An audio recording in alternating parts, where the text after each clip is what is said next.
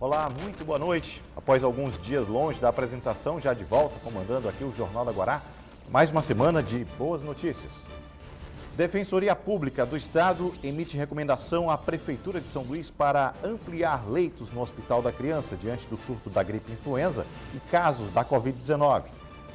Testes rápidos chegam ao Maranhão. Secretaria Municipal de Saúde retoma a testagem em massa.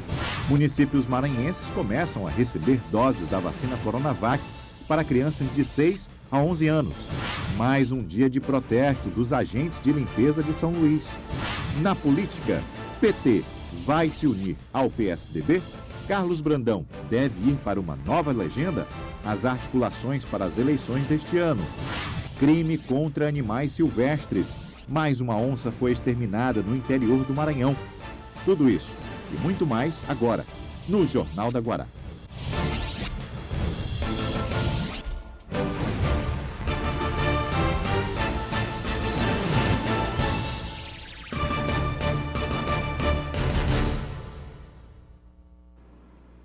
Muito bem, hoje a nossa edição tem como destaque a atenção à saúde infantil. A Defensoria Pública do Estado está recomendando à Secretaria Municipal de Saúde que providencie ampliação de leitos pediátricos para pacientes com Covid-19. E o centro da atenção é o Hospital Municipal Eudorico Amaral de Matos. Diante de reclamações feitas à Defensoria, já se contactou também com a Rede Estadual de Saúde para que leitos infantis estejam disponíveis em casos adversos. Vale dizer ainda que a ampliação do Hospital da Criança de São Luís ainda segue a passos lentos. Na semana que passou, o Maranhão iniciou a vacinação de crianças contra a Covid-19. Trabalho iniciado em boa hora, pois o número de casos da doença no público infantil tem aumentado nas últimas semanas, levando inclusive a maior ocupação dos leitos hospitalares. Preocupada com o número de leitos disponíveis, a Defensoria Pública Estadual enviou uma recomendação à Prefeitura de São Luís para que amplie os leitos pediátricos para pacientes com a Covid-19. A gente tem várias alternativas nesse caso, né? A gente pode promover aí uma ação na via judicial, né? Buscando uma ordem judicial, uma liminar, determinando a ampliação desse setor, né? Bem como de outros setores, de estrutura, etc., que seja necessário. Cremos e acreditamos que não haverá necessidade de chegarmos a esse ponto. Na rede estadual, o número de leitos pediátricos já está em pauta, de acordo com o defensor. Como a situação se encontra, não pode ficar. Nós acionamos não só o município, como acionamos administrativamente também o Estado do Maranhão, que já havia se antecipado em uma mobilização para a ampliação do número de leitos de UTI no Juventus Matos e também de enfermaria, ou seja, estamos todos atentos a essa situação que exige uma atuação diferenciada. Nem mesmo o Hospital Materno-Infantil deve escapar da observação. A Defensoria Estadual pode dialogar com a Defensoria Pública da União para que cobre medidas da Unidade de Saúde Federal, caso ocorra necessidade. A DPU ela é responsável, como você muito bem mencionou, pelo acompanhamento na esfera federal. O ideal é que, em se percebendo o aumento do número de casos, como foi o caso que nós verificamos aqui, nós fazemos atendimentos diários, presencial, online, via WhatsApp. Então, nós recebemos uma série de pedidos, né, de intervenção nesse sentido, mencionando, inclusive, que já havia leitos em corredores, que havia uma necessidade urgente de atuação. E assim a Defensoria o fez. Bom, foi retomado hoje a prestação de serviço no que se refere à testagem contra coronavírus da Prefeitura de São Luís.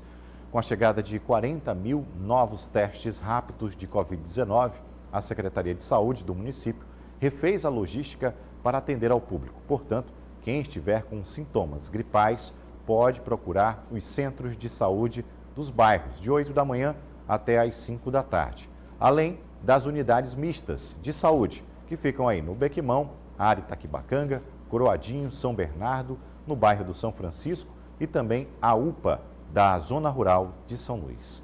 Há algumas semanas, os pontos de testagem que aconteciam nos terminais de integração geravam filas grandiosas e longo tempo de espera.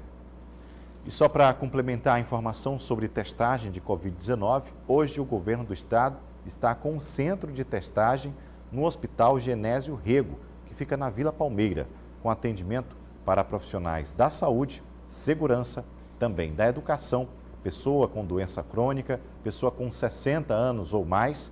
E amanhã o governo do estado inicia o drive-thru da testagem para a Covid-19, que fica no Parque do Rangedor. Sobre a vacinação, hoje a Secretaria de Estado do Maranhão começou a entregar aos municípios 120 mil doses da vacina Coronavac. Este imunizante é direcionado para crianças de 6 a 11 anos de idade. A Anvisa já autorizou o uso dessa vacina no combate ao coronavírus. As doses devem ser administradas aproveitando aí o período de retomada das aulas, já que boa parte ainda segue de férias por todo o Maranhão. E agora falando sobre uma paralisação dos agentes de limpeza que voltaram a cruzar os braços neste começo de semana. Com informações do sindicato da categoria, são aproximadamente 1.180 trabalhadores da empresa São Luís Engenharia Ambiental que estão reivindicando o pagamento de diferença salarial referente aí ao período em que foi concedido o reajuste da categoria, isso no ano passado. Os representantes da empresa se comprometeram em efetuar o pagamento dessa diferença já no começo do mês de janeiro, junto com o salário que é de dezembro, o que não aconteceu.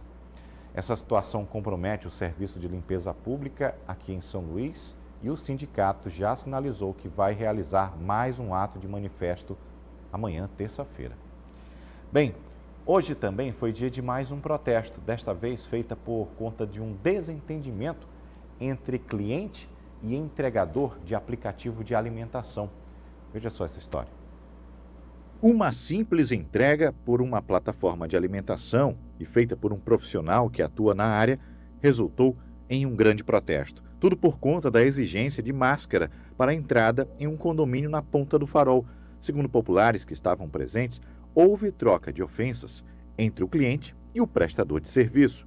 O fato é que a categoria resolveu se unir e fazer um buzinaço em frente ao condomínio e logo em seguida seguiram para o bairro do Calhau, onde também realizaram um protesto. Vale dizer que o uso de máscara é uma forma de proteção diante do surto das síndromes gripais e também do coronavírus.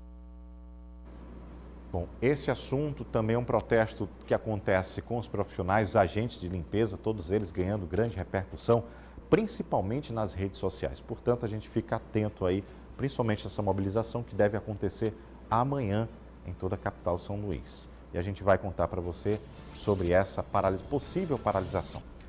Bom, o Jornal da Guará segue para o intervalo. Na volta, temos aqui os destaques da política. Eu volto já.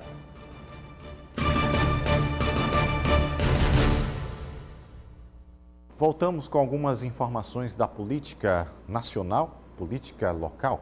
O presidente da República, Jair Messias Bolsonaro, sancionou com vetos os orçamentos aí de 2022, aprovado no mês de dezembro pelo Congresso Nacional. O valor total da despesa está publicado no Diário Oficial da União de hoje, é aí de 4,73 trilhões de reais. Desse total, 1,88 trilhão de reais tem como destino refinanciamento da dívida pública federal. Você vai ver aí alguns cortes para este ano de 2022. Na educação, o corte chegou a 739,9 milhões de reais. No Ministério do Trabalho, mais aí uma faixa etária de 1 bilhão de reais também. Na saúde, 74,2 milhões de reais de corte. Justiça e Segurança Pública, 54,8 milhões de reais. Preocupante, né? Bom, e as eleições de 2022? Qual destino segue o PT aqui no Maranhão? Grandes repercussões depois do que disse o ex-presidente Lula sobre a união entre o partido, o PT, dele, e o PSDB aqui em nosso estado. O novo assunto da semana trata da possível ida de Carlos Brandão para o PSB de Flávio Dino. Mas já tem gente de olho. Caso Brandão saia aí do PSDB, que é o seu partido atual, mesmo que deixe alguém de confiança tomando conta desse partido, pois já tem político costurando uma possível união direto com a presidência nacional entre o PSDB e o Partido Cidadania. O discurso do ex-presidente Luiz Inácio Lula da Silva movimentou os bastidores da política maranhense. Sem cerimônia, Lula declarou que não caminha junto com o PSDB, o que foi suficiente para toda a mídia acreditar que isso seria uma declaração de apoio à pré-candidatura de Everton Rocha. Nós defendemos a candidatura do Flávio Dino. Agora, o companheiro Flávio Dino tem um candidato dele, que é o vice, que é do PSDB. Ele sabe que é difícil a gente apoiar o PSDB. Nós temos a candidatura do Everton, então ele vai ter que se acertar lá para facilitar a nossa vida. Para esclarecer as dúvidas sobre este cenário, ouvimos o presidente estadual do PT, que esteve com Lula no dia da polêmica coletiva. Quando ele se reportou ao Maranhão, ele foi bem claro, sinalizando qual é o campo que ele dialoga bem aqui no Estado, né? E sinaliza claramente o apoio ao governador Flávio Dino e também aos pré-candidatos ligados ao seu campo. Agora, obviamente que tomou uma proporção que eu acho que foi até equivocado, que saiu na imprensa aqui, porque ele não sinaliza em nenhum momento veto a pré-candidatos, e sim a partidos. Algo que não é para nós nenhuma novidade, porque o PSDB, que é um partido historicamente disputa a eleição conosco, nós temos uma disputa na política sempre com o PSDB e já tem pré-candidato, então nós não temos possibilidade nenhuma de fazer aliança com o PSDB nos estados. Logo após a avalanche de boatos que a declaração do ex-presidente causou, o vice-governador Carlos Brandão esteve aqui na sede do partido para uma visita de cortesia. Até o momento, não foi cogitada a possibilidade de uma futura filiação com a sigla.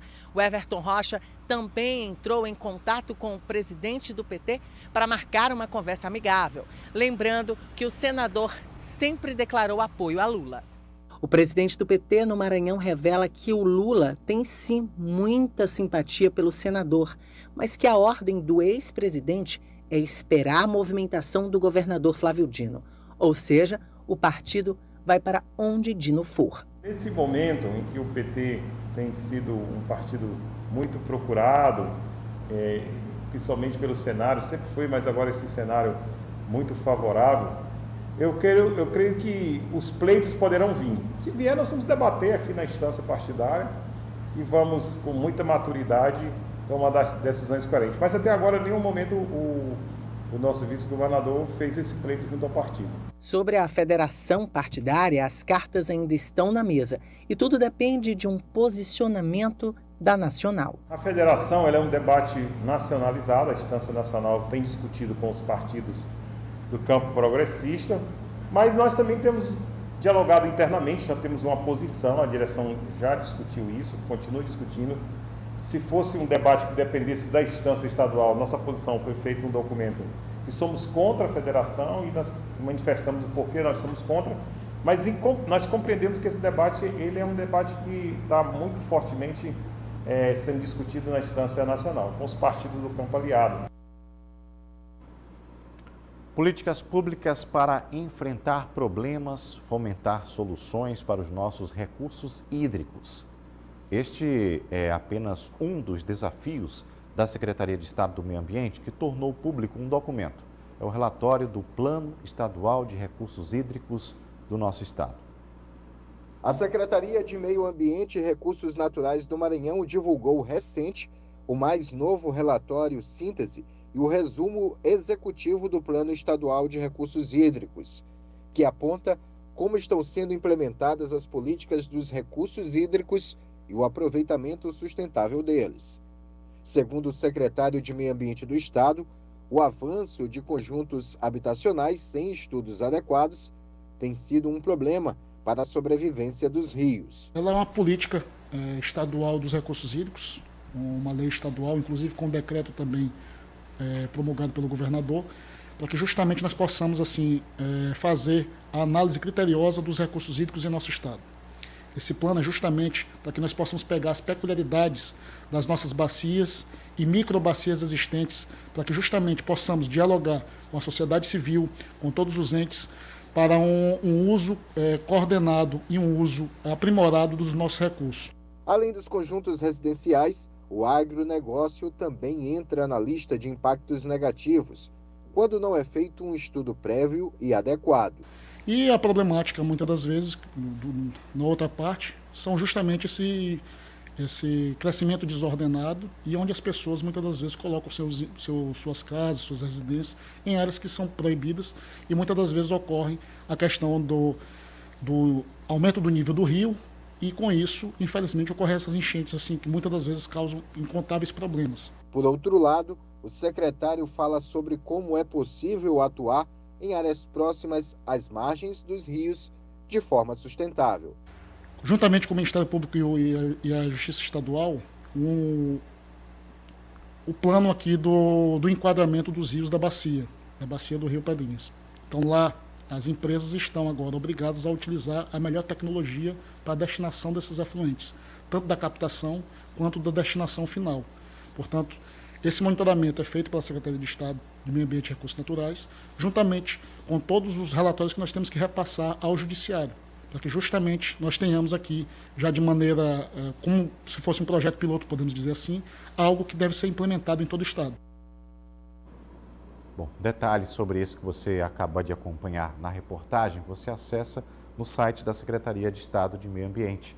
Lá você encontra o documento, pode ler na íntegra. Hora do intervalo. Na volta, o Jornal da Guará fala sobre crimes ambientais. Uma onça pintada morta no interior do estado. Mais um crime que está sendo investigado. Eu volto já.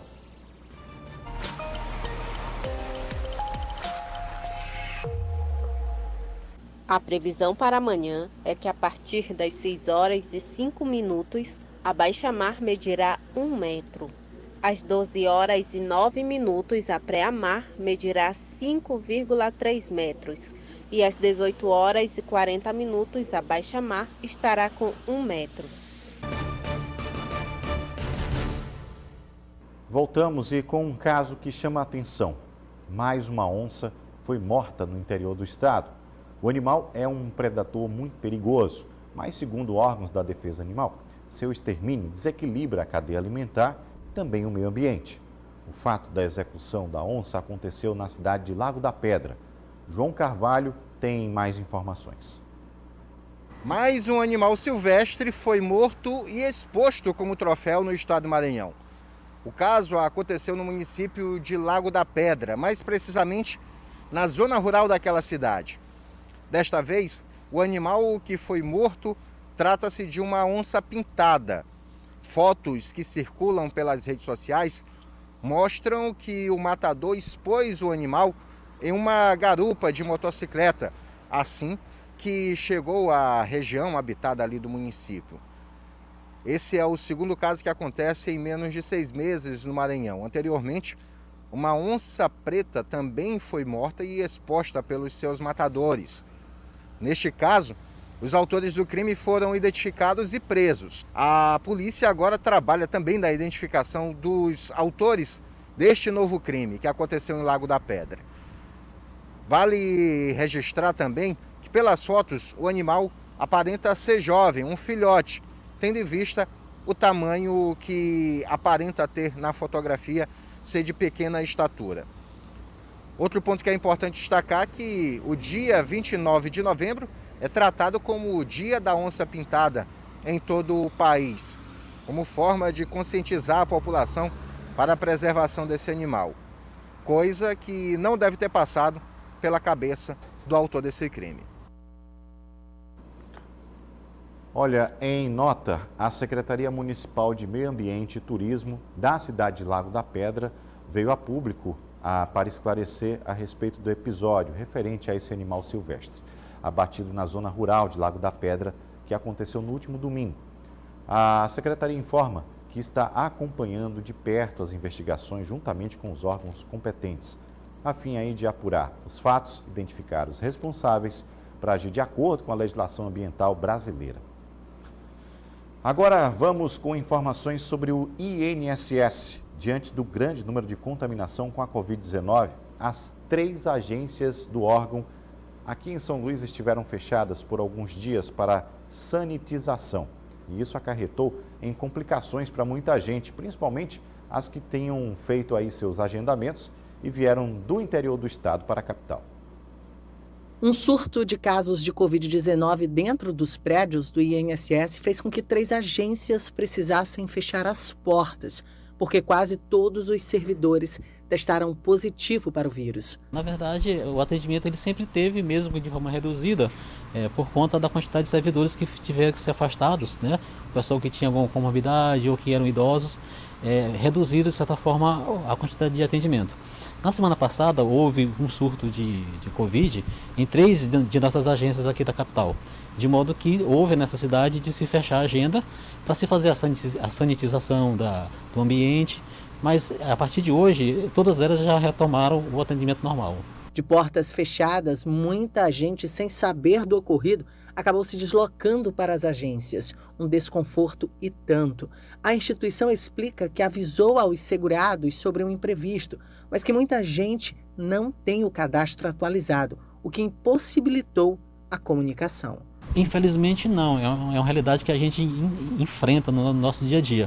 Em algumas situações a gente se depara, né, com casos semelhantes a esse, em que em que é necessário entrar em contato com os segurados, seja para avisar de algum evento que ocorreu, de que seu atendimento não vai acontecer, e a gente se depara aí com algumas situações com cadastro desatualizado e a gente não consegue entrar em contato. Então até um apelo que a gente faz para que os segurados do INSS procurem manter o cadastro atualizado com telefone, com e-mail, para que a gente possa entrar em contato numa situação parecida com essa.